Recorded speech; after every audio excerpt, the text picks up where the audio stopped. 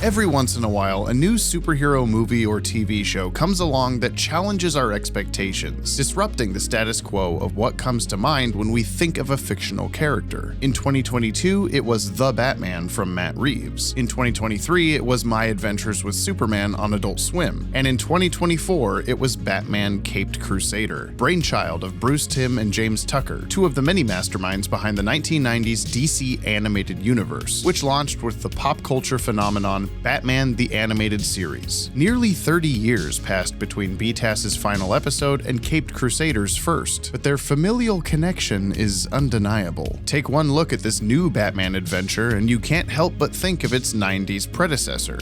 Or perhaps successor? Yes, it is with this mindset that we now challenge ourselves and set forth, asking the question on everyone's mind these days.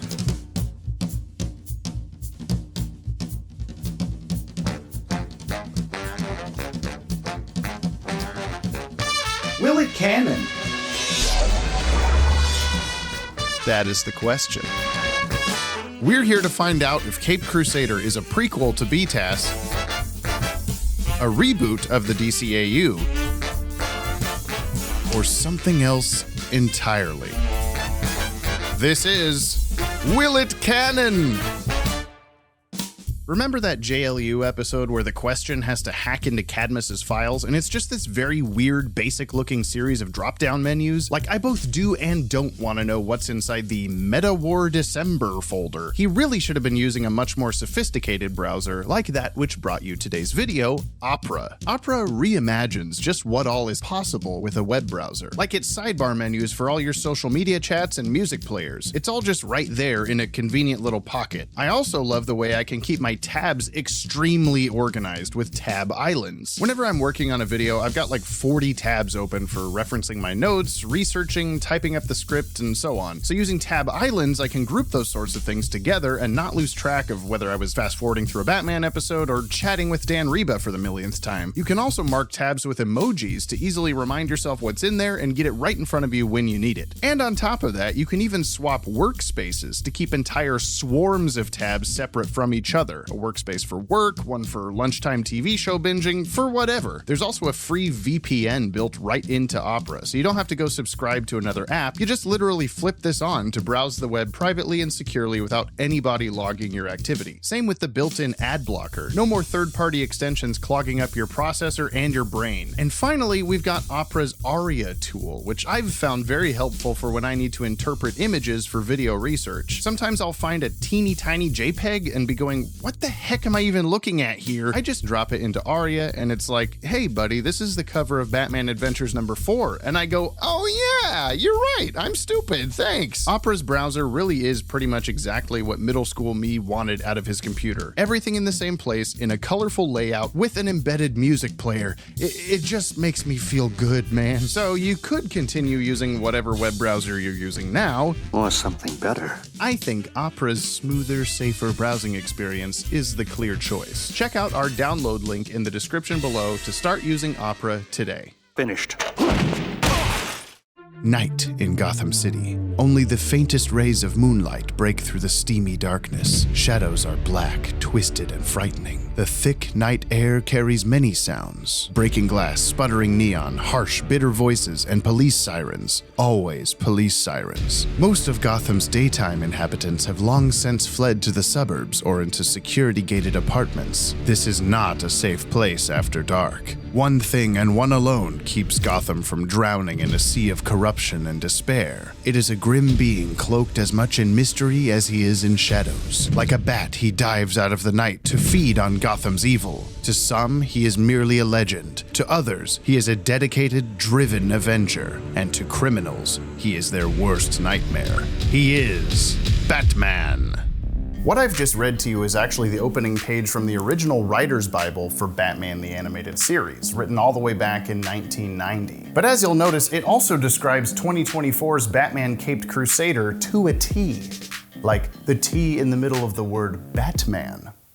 Thanks to co-creator Bill Finger, when you think of The Dark Knight, this kind of image comes to mind. Bruce Timm and his team have always admired this, often rooting their versions of Batman in this 1939 Detective Comics vibe. And while you may have never noticed, several episodes of the 90s cartoon give us a glimpse at Bruce Wayne's original Batsuit, worn in flashbacks taking place prior to the series, complete with lack of Burton-esque yellow oval, a different belt, and gloves sans scallops.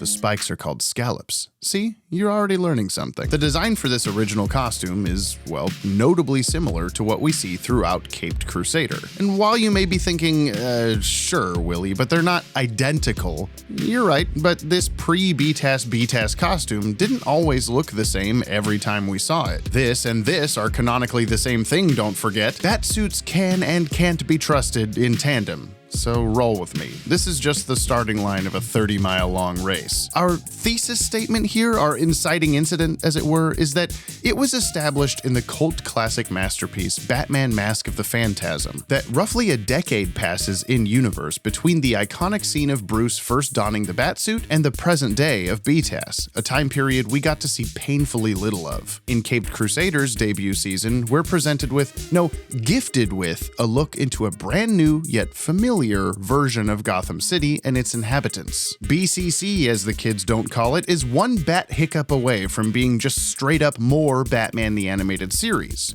But is it meant to be? From everything I've gathered, I feel like there's at least a chance that it is. We don't know what all happened during that 10-year time gap. Caped Crusader could be it. Who gives a shit? The show's a piece of crap. What? This show's garbage. Halo voice guy, is this you? Inconclusive. You think you've worked out all the bugs with the new setup?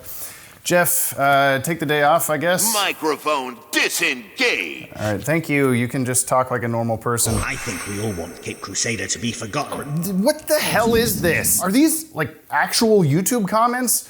I guess I'll just ignore them and hope they go away like all my problems. We're gonna dive into the nittiest grittiest of compatibility and incompatibility between the continuity of Batman Caped Crusader and Batman the Animated Series. We're gonna get really nerdy with our analysis, as always, but it's important to first consider intentionality. We talk a lot on this channel about the creator's intentions being just as important as, if not more important than, the actual final product. So what was the intention of BCC?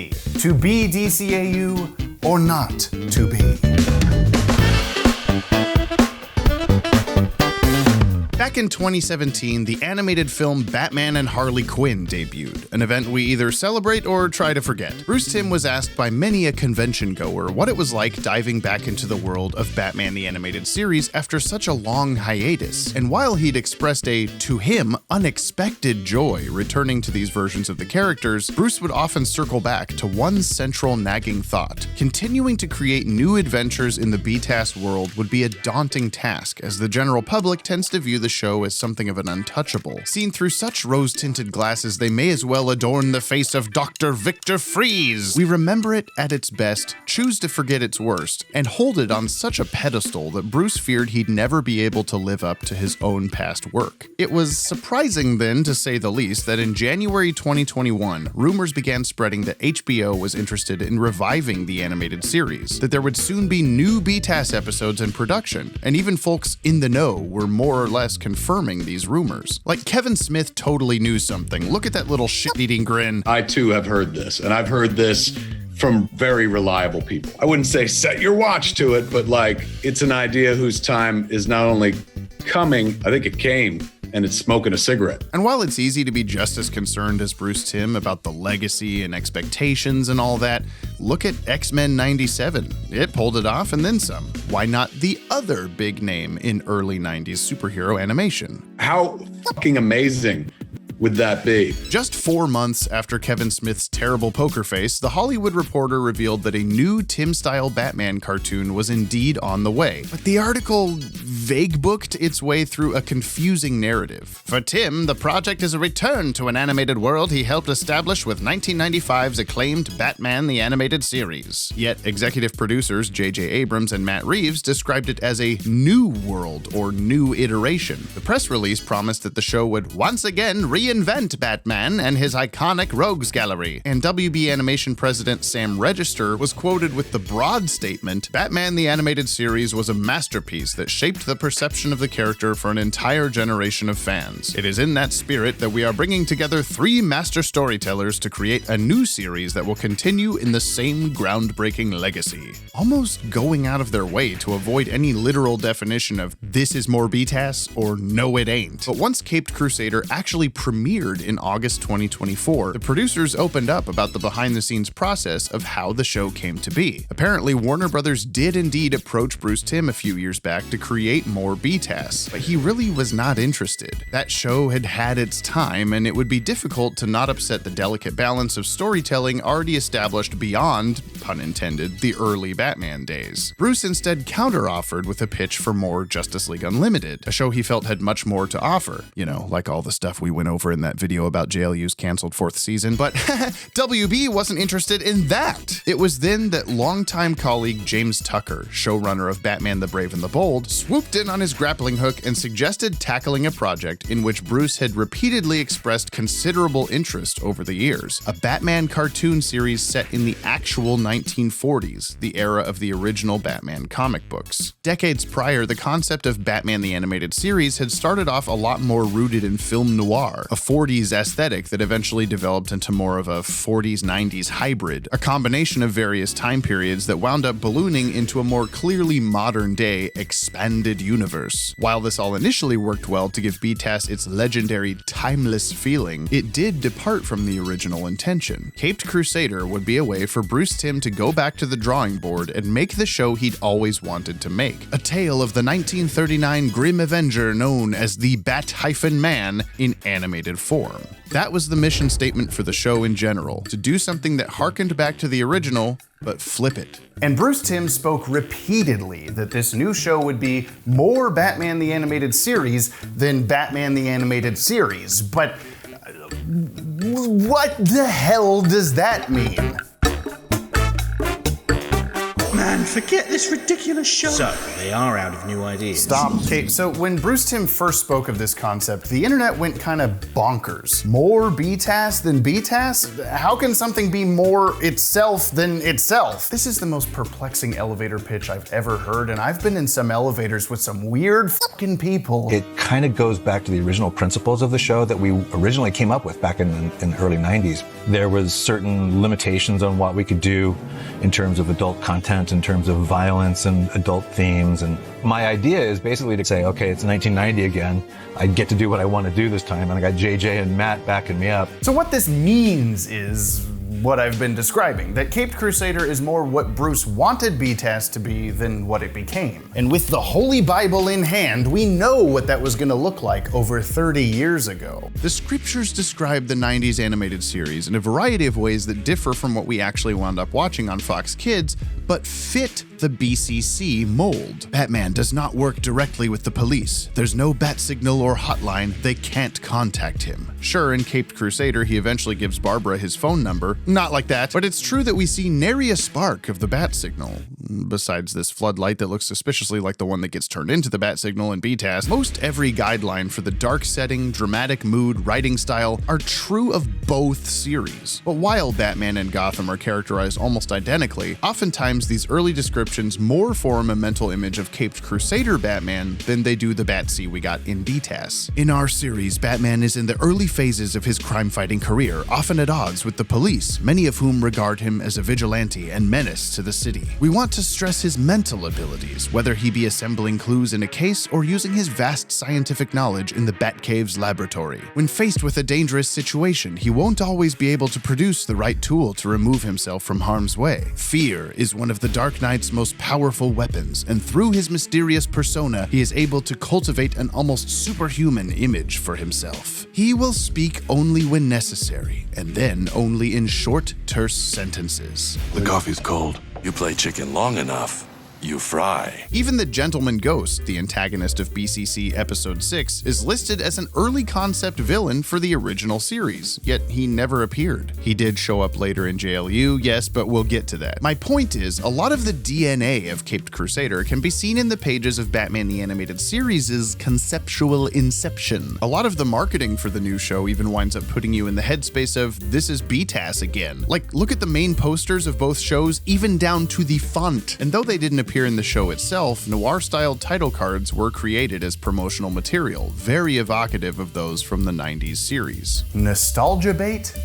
Sure. Am I really gonna defile this grave for money? Of course I am! But since we can clearly see that Caped Crusader takes heavy inspiration from its millennial sibling, and the makers of this new show only wanted to return to this kind of world if there were new and different stories to tell, there's nothing to say we couldn't be looking directly through a window to BTAS's past. Or is there? If we pretend that these two cartoons are indeed occupying the same universe, what specifically does or doesn't work?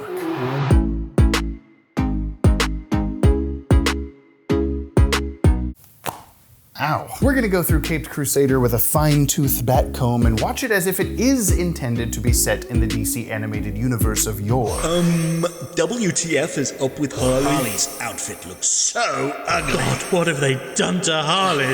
Is not Harley Quinn. Jesus Christ, enough! I don't know why I have to go through this like every Will It Canon episode, but different character designs or voice actors have never affected whether or not something is canon. In the DCAU, Livewire went from sounding like Tank Girl to Hawk Girl without explanation, and none needed. Joker is always Joker, despite whatever this was. Frickin' Superman's voice actor changed like 3 times, and so did his face. It's fine. I'm about to break it all down into the tiniest of Reeves's pieces, but for feet's sake, unless something is wildly concerning, and believe me, there are times that it is, it doesn't matter if Harley or anybody looks or sounds different than how you expect them to.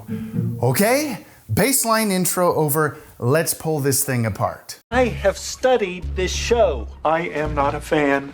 I am not a groupie. I am an academic. A striking point of interest in the very first episode is that we have a brand new penguin, a lady penguin. Clearly not the Danny DeVito turned Burgess Meredith from the original cartoon. But this female penguin does have multiple sons, one of which she, spoiler alert, murders without hesitation, and the other of which turns on her. Interestingly, if we consult the Bible, we can see that the origin story for BTAS's penguin goes along quite nicely with this setup. That he started life as a sheltered, overprotected mama's boy, that he spent most of his time with his doting mother until a gang destroyed their exotic bird shop and she suffered a stroke, setting him on the path to become the penguin we know. It's not one-to-one, but I can easily see Oswalda here naming another son after herself, or it's an off-screen son she already had, perhaps deformed and abandoned like his Tim Burton counterpart. And since we don't know Oswalda's fate following BCC's opening episode, she could have gone into hiding and made a career change to keep the authorities off her trail. I know, you're thinking I'm using far too much fan-fiction-y headcanon to dart around the continuity obstacle course that is Batman Caped Crusader. And I get that. But remember, this show isn't is it canon, it's will it canon. And since the intention-related groundwork is questionable at best, but still there, why not have some fun with it and see if we can make it all work? We're taking the positive approach. We promote positivity here at the Watchtower Daily. Pathetic, bad series. Shut up! As you can see, even the strangest of inconsistencies between BCC and BTAS have arguable explanations if you know where to look, or if you have the DCAU literally downloaded into your brain like a trivia encyclopedia even the cash cab would bow to. Harvey Bullock is already a detective when we saw him as a beat cop in Mask of the Phantasm? No problem. We don't know when he got promoted. The Batmobile looks different than the one Batman had when he first met his mechanic? Okay, Earl Cooper could have made him that one first. Clayface looks completely different than in BTAS? Hi, that's a different guy. That's not the same Clayface. What else you got? Catwoman has black hair instead of blonde, and a completely different costume. Well, a BTAS tie-in comic told us she bleaches her hair. Veronica Vreeland didn't even recognize her as a blonde, and she does have this costume in her closet in another comic. There's Blackgate Prison instead of Stonegate, but Blackgate did appear in a Batman Adventures issue. There's both. I don't know why there's both, but there's both. The mayor isn't Hamilton Hill, but elections are a thing, and Hill wasn't mayor yet 7 years pre-BTAS. I should think you'd remember the name by now, Counselor. The sky isn't red like it is in BTAS, yet we literally saw the sky being blue in the Phantasm flashbacks. Arkham Asylum looks completely different, but it's already changed once in the DCAU, and it can do it again. The Gangbuster movie starring Matt Hagen is now playing, when it was also now playing during BTAS. What, you never heard of theaters re-releasing older movies? This BTAS diner is named a different thing in BCC. What, you never heard of restaurants renaming themselves? I can keep going! Killer Croc is named Waylon instead of Killer Croc Morgan and doesn't look like BTAS Croc. But look, he's called Waylon in a Batman and Robin Adventures issue, and have you seen Croc's DCAU design change? Our boy Gentleman Ghost looks completely different than in the DCAU. Why are you blue? And he gets locked in a little bottle at the end of the episode. Well, we don't know what kind of crazy things could have happened between the bottle lock and JLU. And you know who we've seen look different between appearances already in the DCAU? Fucking Ghost. Caped Crusader will not canon. There's no way to canon Caped. No, I can do this. Give me a second. Little baby Bruce said he couldn't see his parents' killer's face, even though in JLU, the Black Mercy recreated it just fine. Well, remember how it also created an entire made-up life for Superman? And ha! Baby Bruce even sees Joe Chill in his own nightmares. It's not a continuity error, it's just trauma! Alfred is overweight, not at all the lanky fellow we saw buttling around Wayne Manor in the DCAU. But did you know a secret? Come closer. Humans can gain and lose weight. I know. There's even a few things in the show that flat out help us connect it to BTAS. For instance, Renee Montoya mentions her disapproving father, who we saw in a flashback in the Gotham Girls DCAU comic series, depicted in the same way. Leslie Tompkins used to work with Bruce Wayne's father, same as she did when we knew her back in the old show. Several buildings or structures throughout BCC are nearly copy-paste from Batman the Animated Series, like this bridge, the museum, the college, and even the original police station.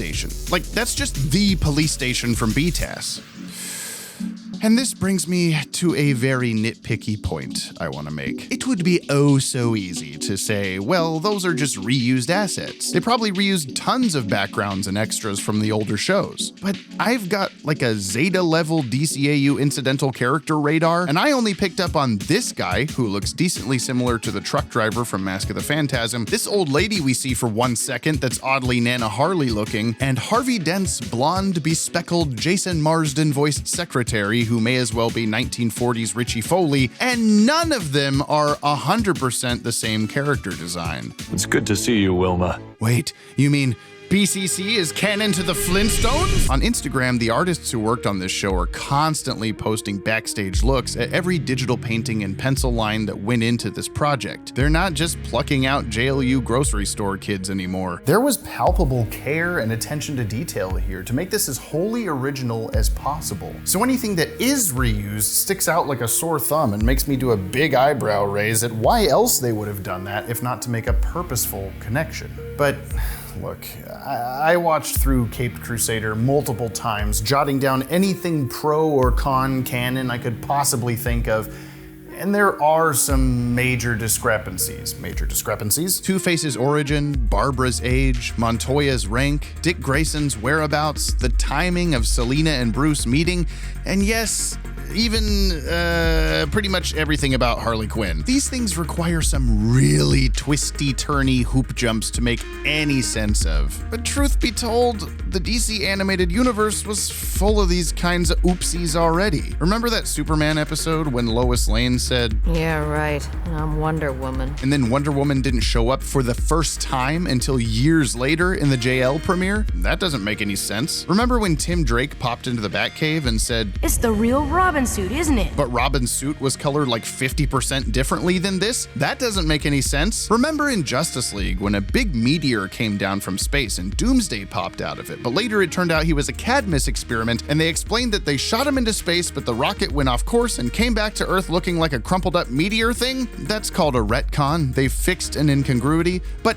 in his first appearance, Doomsday still said, "I had to see the best this planet had to offer." That doesn't make any sense! No one gets this cartoon. I mean, I don't understand why no one can explain it, but I am going to get to the bottom of this. Well, I think we're at the bottom. The DCAU is so massive, so spread out across dozens and dozens of TV episodes, movies, comic books, video games, The writers are gonna mess up every once in a while. There's no way anyone could keep track of it all. Who would even be crazy enough to try? And those 3 examples of inconsistencies that I used, we've done videos about all of them and explained them to the best of our ability. But even the great and powerful Watchtower database messes stuff up from time to time. Like, we got the watch order placement of Mystery the Batwoman completely wrong, and we're gonna reconcile that pretty soon here. So regardless of whether or not BCC's every waking moment lines up perfectly with the DCAU, you could still do some headcanoning and easily enough consider that some version of it very close to what we see did happen during BTAS Bruce's first years as Batman. Much like the super-duper adjacent Justice League Crisis on Two Earths movie, Caped Crusader would not take much tweaking to slot itself into a DCAU time gap. Sort of like this happened in a different universe, but it's so similar it might as well have also happened here, which really goes pretty hand in hand with the more BTAS than BTAS concept. Essentially, Caped Crusader might be in the DCAU if you want it to be. Yet, I personally can't do it. I mean, the police station gets blown up, so that doesn't work. It's supposed to still be there by Batman Beyond. But for all the obvious continuity problems that you doubtlessly came into this video thinking about before we even started, the main thing standing in the way of BCC being DCAU, the big one, extremely dangerous, keep out of reach of children. Oh, God. We're cooked.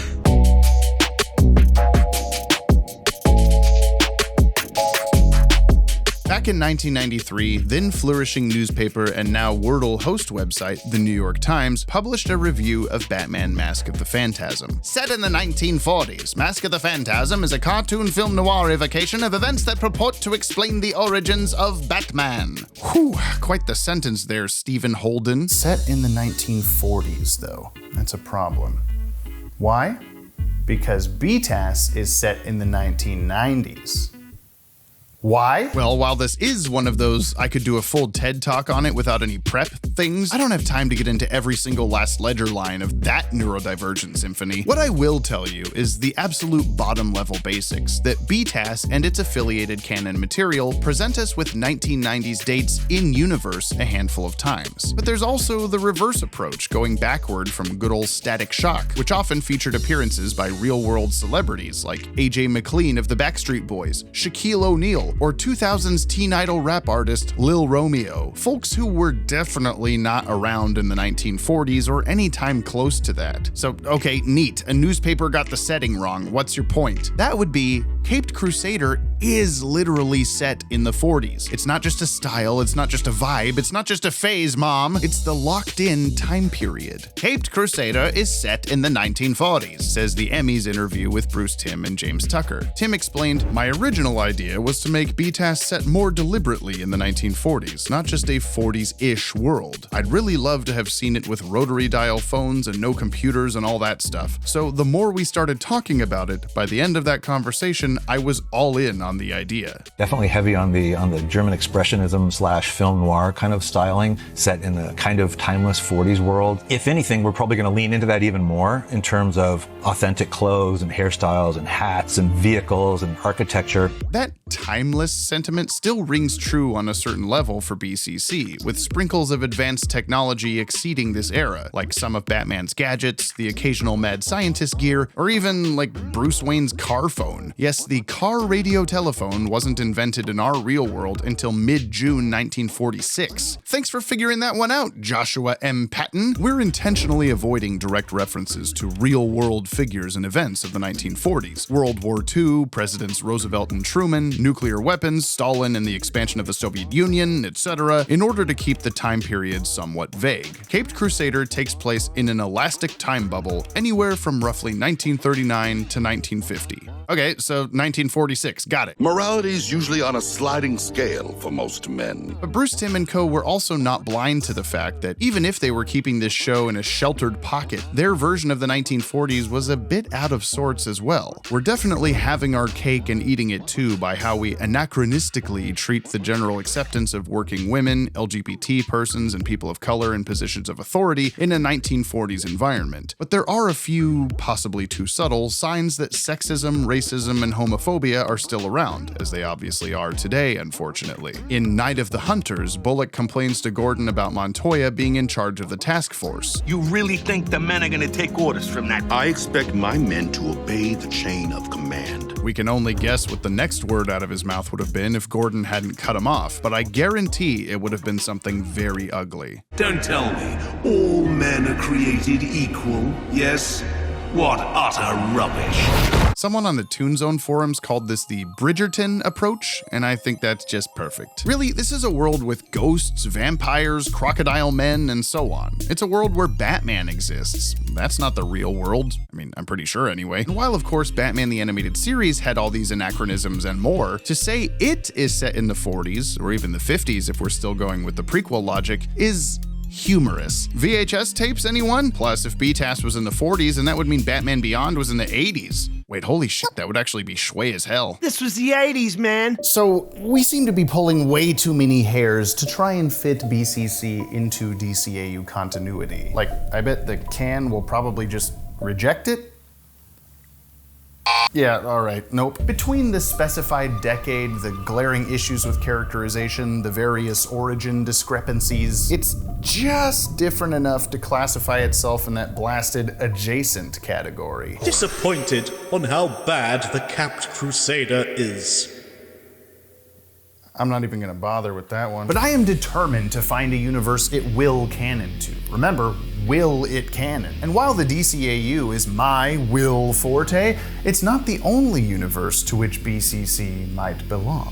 As luck would have it, there's already another animated Bruce Timm Batman set in this exact same time period. For Batman's 75th anniversary in 2014, Bruce Timm produced the animated short Batman Strange Days. Drenched in smog and sepia tone, Batman fights a zombie-like monster man and saves a damsel in distress from the clutches of the short's namesake, Dr. Hugo Strange. The fun-sized cartoon premiered on DC's official YouTube channel. A brand new short featuring a lost tale from Batman's past, it says. A tale we've, until pretty much now, considered to likely take place prior to Batman the Animated Series as part of DCAU canon, barring extremely mild and decently easily explainable Hugo Strange continuity kerfuffles. Batman's even voiced by the late great Kevin Conroy, albeit for 2 total words of dialogue. Say the line, Batman! For now.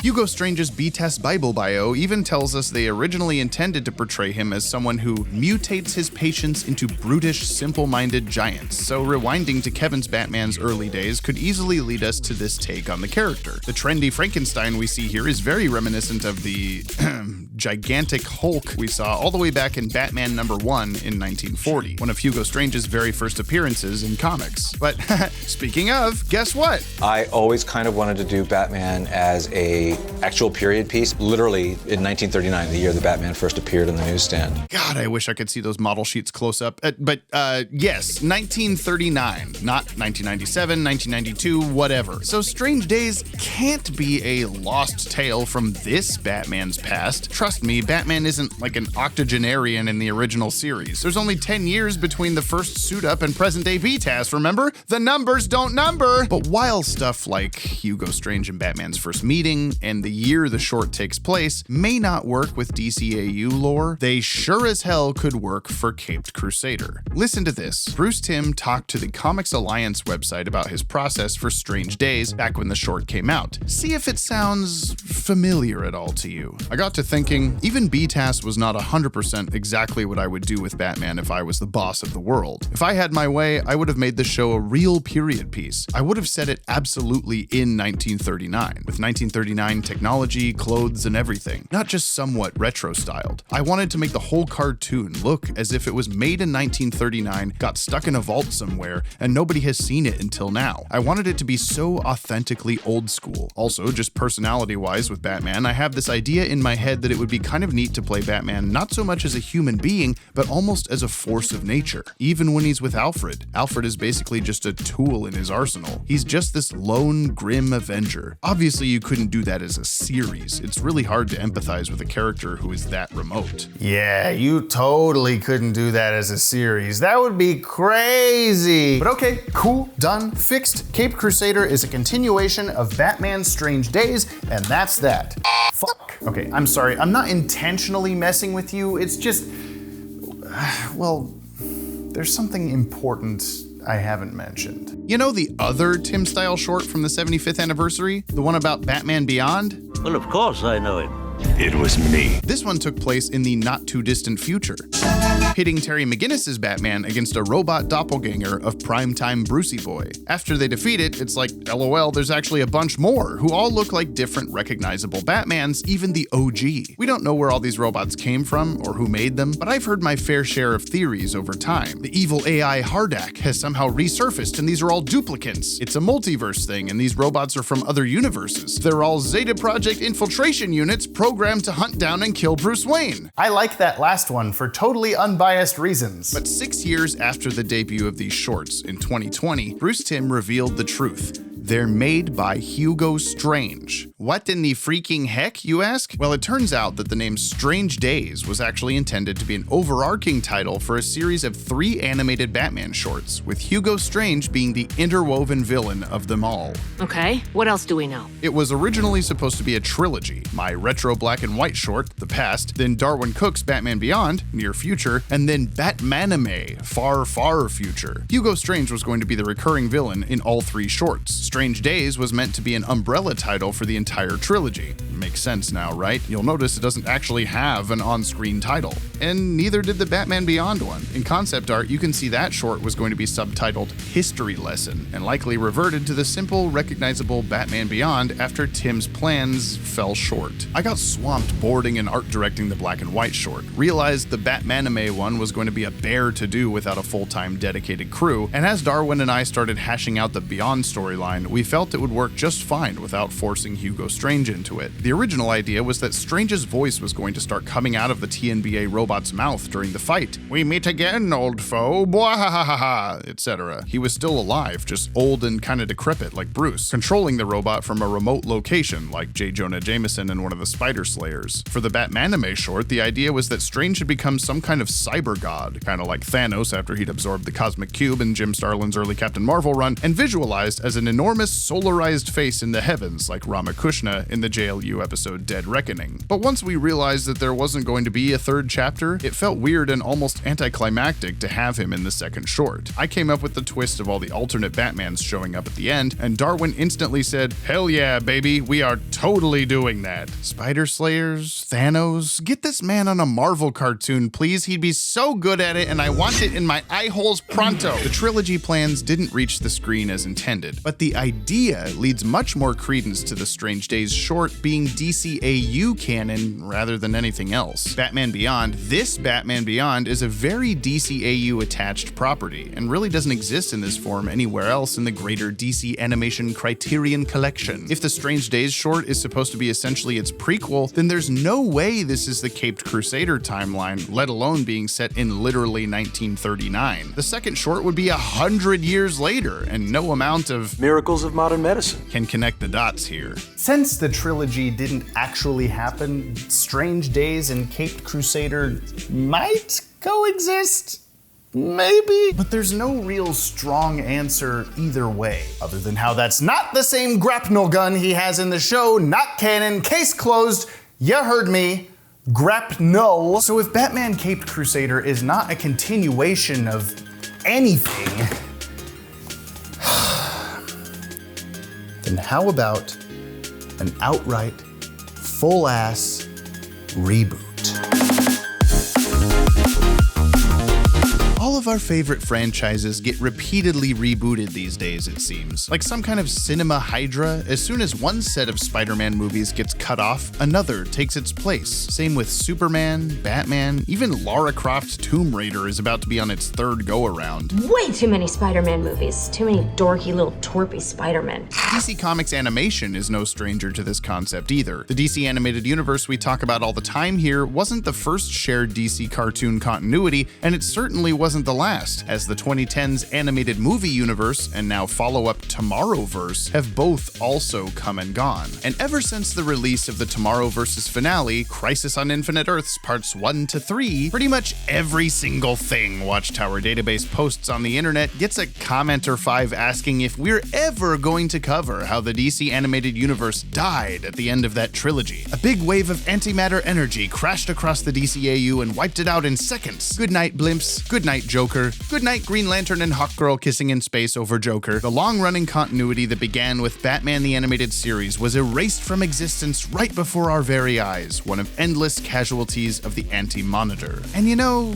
despite the fact that we did discuss this in a YouTube short a week after the movie came out, apparently most of you silly gooses missed that and keep insisting quite pissedly that the DCAU was deleted to make room for Batman Caped Crusader to become the new Batman the Animated Series, a veritable replacement as far as cosmic reset buttons go. And I just want to tell you, That's not how it works. That's not how any of this works. Firstly, from a real-world standpoint, the development of these two projects was completely unrelated. Bruce Timm, James Tucker, and those Hollywood dudes were in the beginning stages of Caped Crusader as far back as 2020 or so. Warner Brothers historically lets Bruce Timm just kind of sit in his own little corner and do whatever he wants because they know he's very good at it and is only gonna goof up every once in a while. Totally aside from that, Jim Krieg and Butch Lukic and Tim Sheridan and Josie Campbell and all those other folks in their own department, in their own creative world, were being told, hey, you get 10 movies to go from nothingness to Crisis on Infinite Earths. Go. We originally planned, I think, 20 films. These are like potato chips. They just want to keep making them. When the order got cut in half, we compressed a lot of them. All the writers that I brought in, everyone brought something great to the table, and it ends up being really fun. The Tomorrowverse films were in no way attached to, influenced by, or even within artistic rock-throwing distance of Caped Crusader, as they both progressed and came into being. They're not connected. They're both under the same DC Comics animation umbrella, sure, though just think of it like that cousin you know you're supposed to get Christmas presents for, but you never actually see them more than like once a year. That's the relationship here. But even within the story presented by the Crisis trilogy, if you pay attention, they pretty much spell it out for us that this isn't the same DCAU we grew up with. It's more like a reflection of it. An echo. In Crisis Part 3, we find out that when the Flash ran back in time at the end of the Apocalypse War movie, his goal was to create a new Flashpoint paradox that would reset the timeline, and his manner of doing so was by killing baby Hitler. Darkseid. If Darkseid never existed, then the hellish timeline that Flash left would never come to pass. But unbeknownst to him, the multiverse apparently requires that Darkseid exists. Flash's sinister act unintentionally created an entirely new multiverse, one in which each world is Darkseidless. Big ol' Rockface never showed up on any of these Earths, and because of this, the multiverse reacted by spawning beings called Anti-Monitors to destroy those Earths as though they were like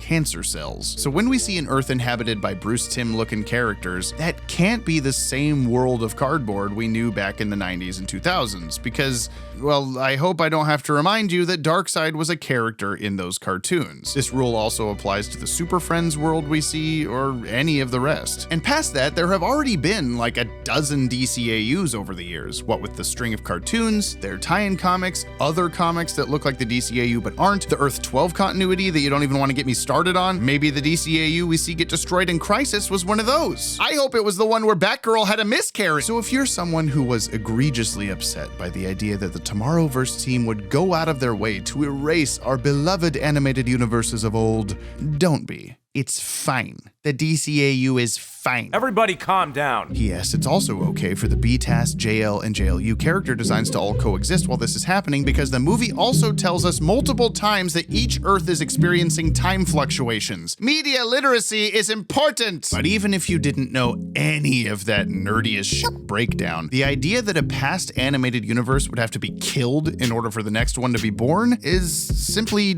well, not how any of this works. Take the original Flashpoint movie, for example. It erased a whole nother continuity at the beginning of the movie, and then seemingly erased its own continuity, but then they brought it back in Suicide Squad Hell to Pay. Even the Crisis on Infinite Earths movies turned out to still be directly connected to that world. Tons of animated series popped up during the runs of the 90s DCAU even, and they didn't require an antimatter vaccination to spring into being. No one's ever really gone. So if all that Star Trek technobabble bullshit makes sense to you, or even if it doesn't, the TLDR takeaway is no, Crisis didn't erase the DCAU, but it did reset the DC animated multiverse. That was kind of the whole point of the ending there. This event made way for whatever the next DC animated universe may become. Just because all that other stuff still exists out there in some form, aka we could get a new Teen Titans movie at any time and it wouldn't be contradictory, please oh please, the corporate goal going forward seems to pretty clearly aim toward a fresh path that best aligns with the new DC universe established with James Gunn's Superman, Creature Commandos, and so on. So even though from the producer side of things, it's pretty much chalked up to coincidental timing, it's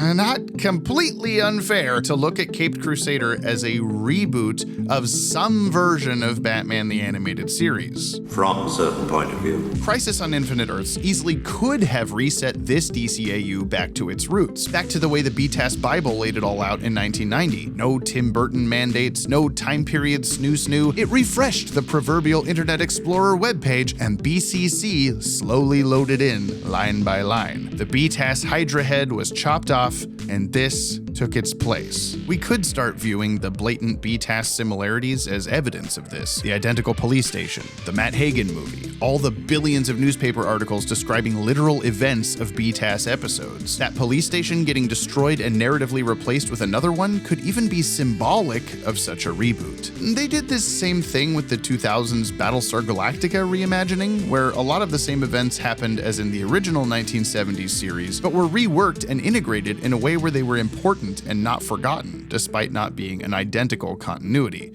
Look, I'm going to take any chance I can to talk about my other favorite show that starts with Bat, so leave me alone. In this sense, Caped Crusader is more BTAS than BTAS. It's become BTAS. This can be the new DC animated universe. That's the answer. That's the loophole here. I can totally put this in the can because it is the DCAU now. It overwrites everything. It's canon by default.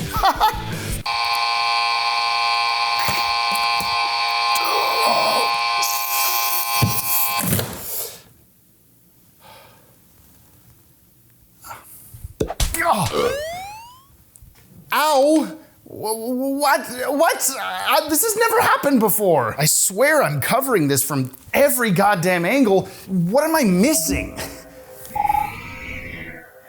Yes, that's a bird. That's a plane.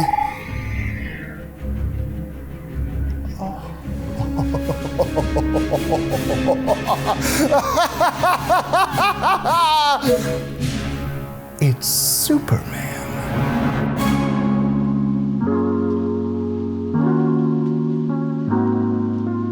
Brain teaser, can you think of one other DC Comics cartoon that's set in the 1940s? Just one. I'll give you a hint. It's the one that was made in the 1940s. Superman's gonna turn 90 pretty soon. I could use some of that Kryptonian DNA. But at the time that Dave and Max Fleischer produced this series of shorts, the Man of Steel had only existed for 3 years. These teeny tiny 10-minute toons would play before theatrical films as little bonus animations on top of whatever movie people were really there to see. But the first of these Fleischer shorts was so popular that people were coming back to the theater over and over just to see it, and it even won an Academy Award for Best Animated Short Subject. It's no secret that these 17 little Superman cartoons were admired by all, and still are today, as some of the best superhero animation there ever was. It's fantastic! In fact, they were even a major influence on the look and feel of Batman the Animated Series. BTAS took a ton of cues from the Fleischer shorts. The dark Art Deco vibe, the rich colors, the pseudoscience blend of noir and futurism, even those dang old episode title cards. Like, look at these beautiful paintings for such classics as The Mechanical Monsters, or Terror on the Midway, or oh gosh, no, I ain't saying that. See, by the time the silver screen welcomed the second wave of these Superman cartoons, America had entered the Second World War, and thus the subject matter often leaned much less cool, crazy sci-fi gimmicks and robots and stuff, and much more time to punch people who threaten our country for America. There's just no escaping the fact that the Fleischer shorts are clearly and deliberately set in the 40s. Even one episode's newspaper has a 1942 date on it that I guess nobody managed to catch. But why does this matter? Why would I even be considering this universe apart from the interchangeable mise en scène? Well, you see, freaking Lois Lane from the Fleischer Toons makes not one, but 2 appearances in Batman Caped Crusader. Yes, she's been Tim-ified design-wise, but she's dressed nearly identically to how we often saw her in the 40s shorts. It's very clearly intended to be Fleischer Lois. And with everything else we've talked about, it would make total sense for Bruce Timm to take inspiration from the Fleischers yet again. This time, not only in terms of mimicking the style, but perhaps even purposely setting his new show in that world he respects so much. Sure, the shows came out like an incredible amount of time apart from each other, but if we've learned anything from, Blues Brothers 2000, that doesn't mean anything. Did we learn anything from Blues Brothers 2000? God, I hope not. And I thought to myself, Willie, you've been burned before. Be sure about this. Is there anything in those Superman shorts that contradicts the events of Caped Crusader? And so, I watched them all.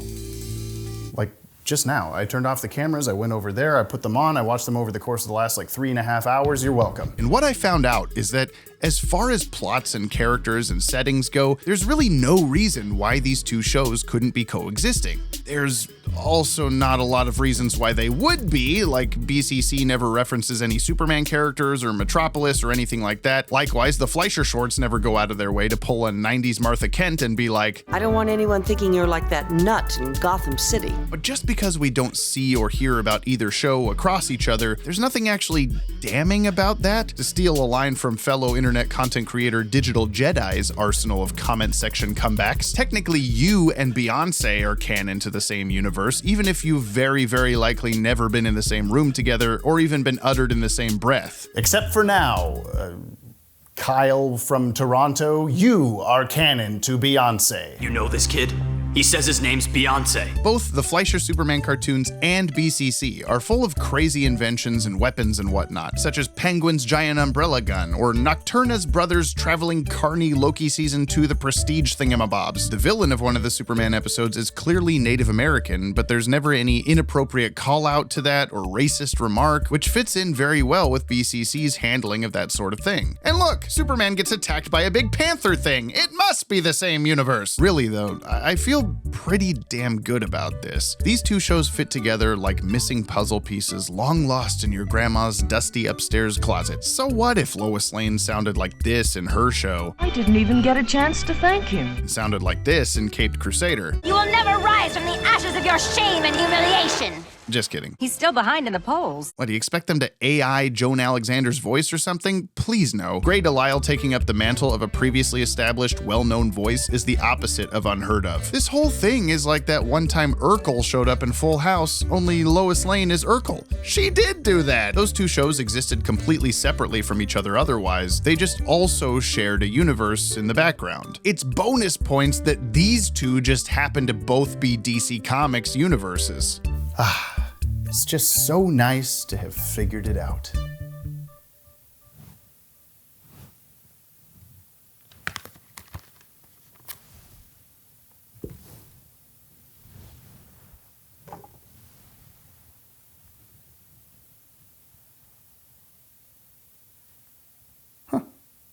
Okay, kind of expected there'd be some kind of...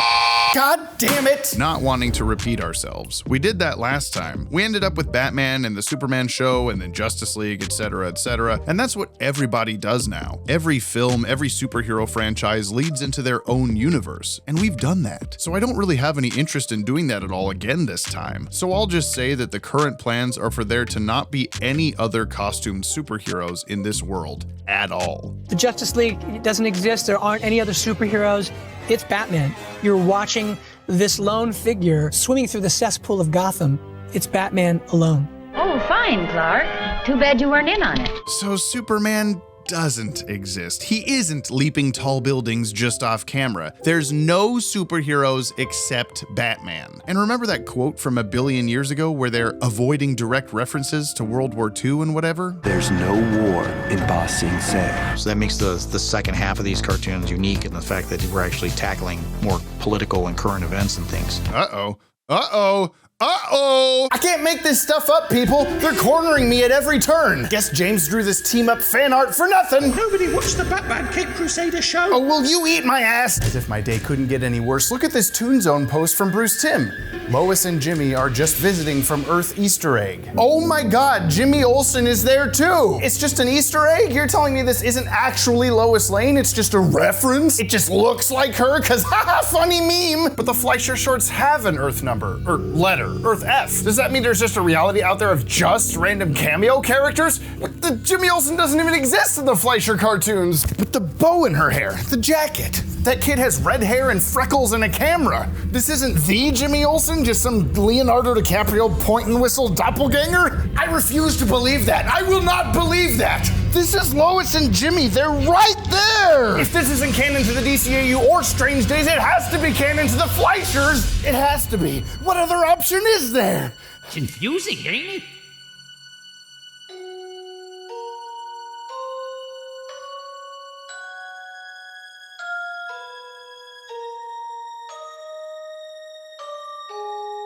Have you figured it out yet? Okay. Wow. What, you here to grant a wish or something? Only my own. I've been watching you twist in the wind over this Caped Crusader nonsense. Your drama is too fun to miss. But I've got a proposition for you. You check that original announcement article just one more time. Okay, I don't really know what that'll do, but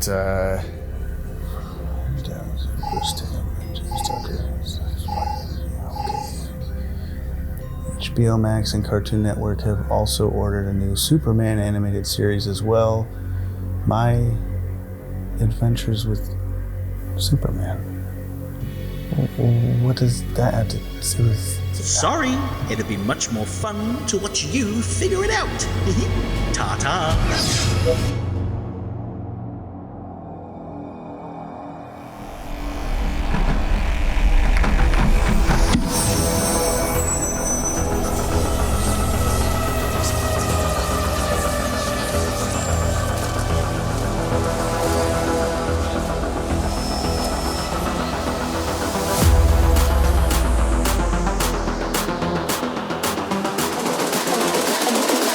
I think the girls with their nails done now.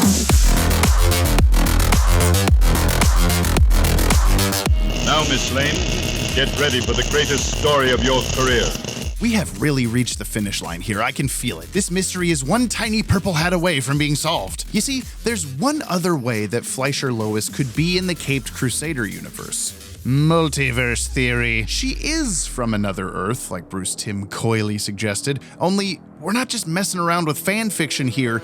This is established lore. This week's episode is definitely going to be about the multiverse. In the first season of My Adventures with Superman, we're introduced to that show's pixie-like Dragon Ball-influenced Mr. Mixia Spitlick, who lies and misleads Clark to help him evade the pursuit of a group of multiverse protectors called the League of Lois Lanes. Lois Lane?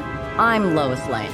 That's Lois Lane, and that's Louis Lane. We were founded by Lois Prime, the first Lois to discover the multiverse. The LLL protects every dimension, they say, made up almost entirely of Lois Lane variants. Yes, I say almost entirely because there's also Jelana Olsen. Many Olsens are also part of the League. Do I need to spell it out anymore? When they show this Lois Prime, their founder, we see various angles showcasing a facial design and hairstyle very reminiscent of the Fleischer cartoons. The first image even gives us a glimpse at the Daily Planet, and while it's designed design isn't 100% identical to the one from those 40 shorts, those were the first time the building was shown to have the big globe on top. That cartoon invented the iconic Daily Planet look, so it would make sense to pay tribute to that. And okay, you may be saying, this is a ridiculous concept. Lois Lane is the character whose doppelgangers protect the multiverse? And I get that. At first glance, you'd assume it'd be a group of Supermans or Dr. Fates or hell, even Nemesises. But after watching through the Fleischer tunes,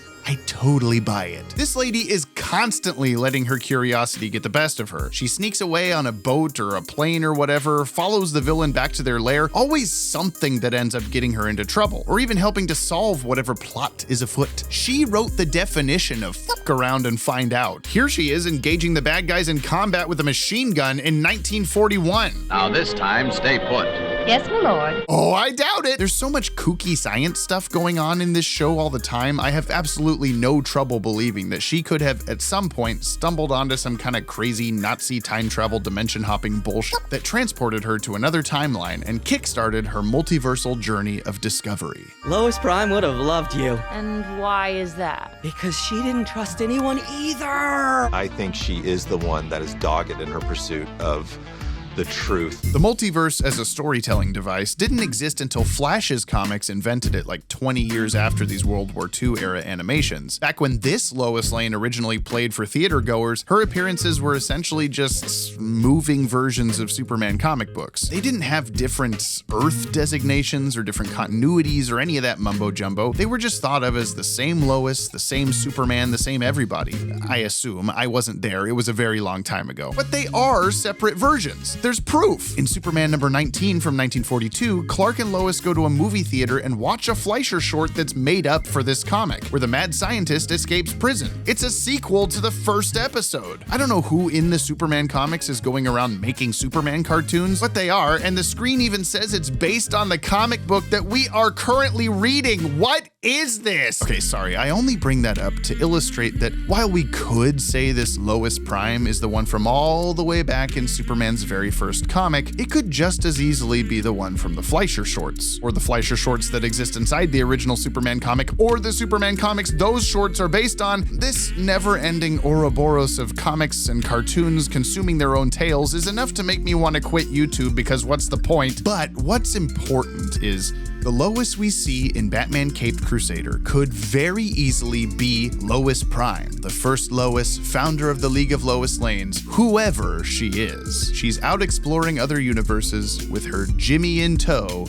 and that's all that matters. There's a story, or I'm no reporter. It kind of makes more sense that Bruce Timm wouldn't literally set BCC in the same world as the 40s Superman cartoons. In the special features on the Fleischer home video set, he and Paul Dini and Dan Reba and tons of other prominent Superman-adjacent creators speak in a way that shows they all clearly highly respect those shorts. They are just amazing to look at. No matter how much money we spend today, we're still never going to quite top that magic. I'd wager that Timm and co would probably find it disrespectful to say their new show is canon to the work the Fleischer brothers did, even if it's a lot of fun to imagine it is. What I think is most logical, and what wraps all of these universes together, is we have the Crisis on Infinite Earths movies, a trilogy that producer Jim Krieg has even stated was originally going to feature a Fleischer-style Superman segment. Since all the Earths involved are experiencing time dilations, and none of them quite coexist in the same time period anyway, I'd say it's just as likely as anything that Lois Prime comes from a Fleischer timeline that was affected by the Crisis. After the cosmic reset, she discovers the multiverse's existence and begins visiting Earths, like the one BCC takes place on, and many others, and eventually forms the League of Lois Lanes, whose headquarters starship thing we see is situated in what looks to be the same bleed space between dimensions as seen in the Crisis films. The LLL is set up to protect the multiverse, right?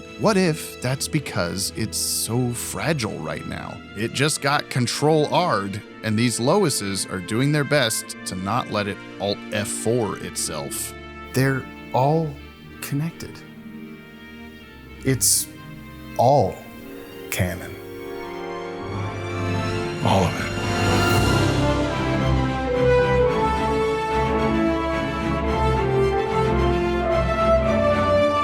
These days, people want results. They want closure. They want... Really? You want to start that again?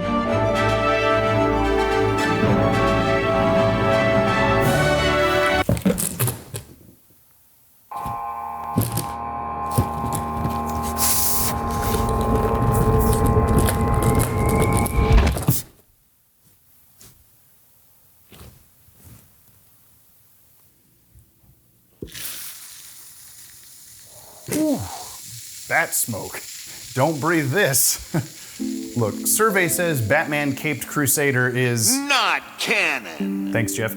To anything else in particular that we know of. It doesn't take place in the same continuity as something we've already seen come before it, but it never had to. This is its own new, unique, wonderful thing, much like Justice League Gods and Monsters or the Crisis on Two Earths Justice League Doom universe. BCC is, at its core, a spiritual spin-off of Bruce Timm's original DC animated universe with its own identity. BCC's DCAU canonicity can be taken just as quote-unquote literally as any other Tim-style work, like Batman Soul of the Dragon or friggin' Brainiac Attacks. They're very similar, but not quite the same. Just because this old woman from JLU appears in a crowd in Superman Red Sun doesn't mean those two are in the same universe. It means she's an anchor being and must be protected at all costs. But really, whether Batman Caped Crusader is a reset of the DCAU and starting from scratch, or an alternate DCAU where things played out just a little bit differently, or its own completely standalone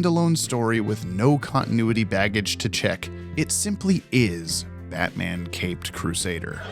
It's not a direct canon. You have to change canons after you land. You can be upset if you want, bummed that there's not going to be any other superheroes appearing, frustrated that you feel like it's trying to be Batman the Animated Series and failing, pissed that you just watched an over-hour-long video essay that's just good old WDB pulling out the "it doesn't matter" card again. But more than it doesn't matter, what's key to understand here is sometimes the more you look for answers, the more dissatisfying things can become. Often the deeper you dig with these sorts of things, the less fun they are. How do you watch this show with continuity goggles and not be disappointed? That's the neat thing.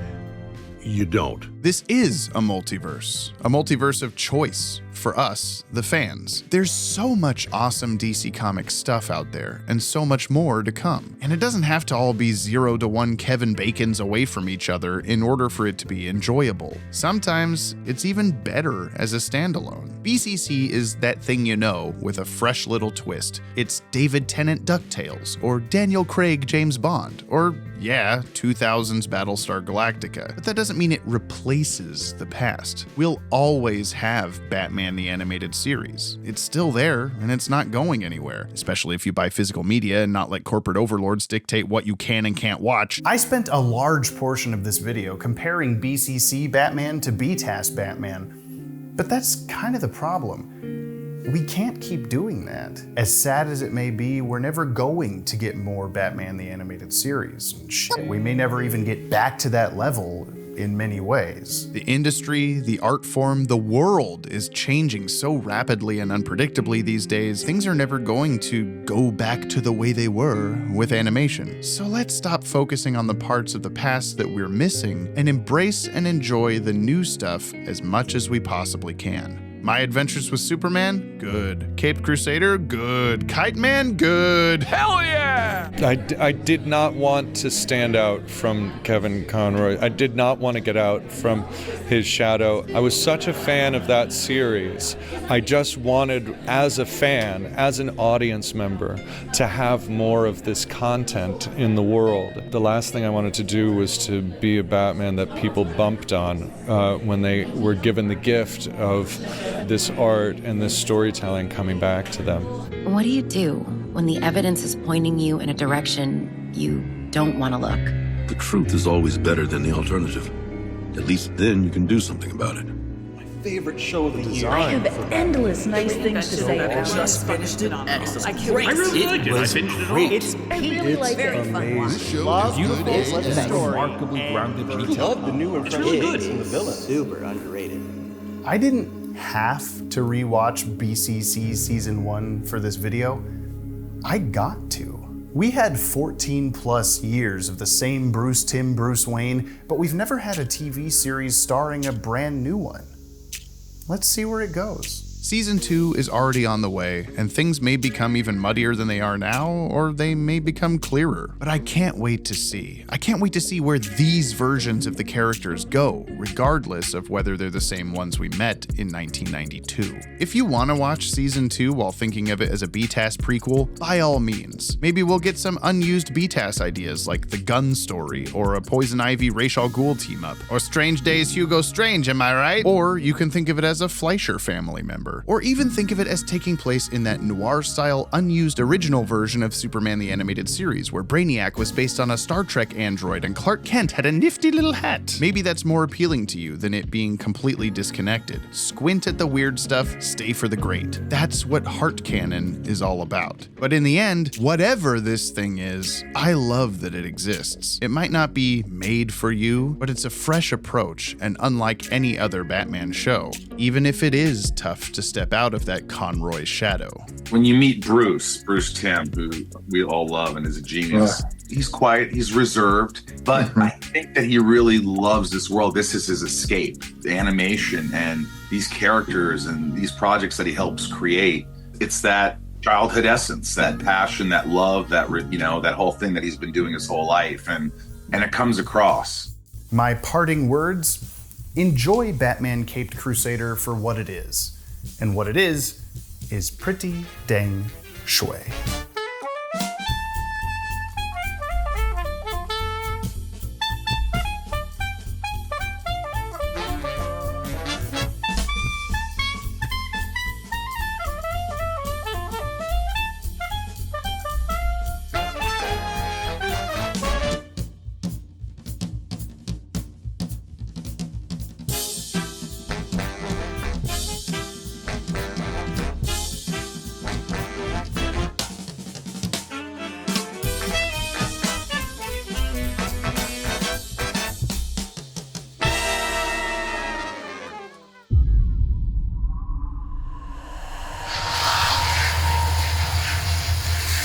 Ha ha ha ha ha.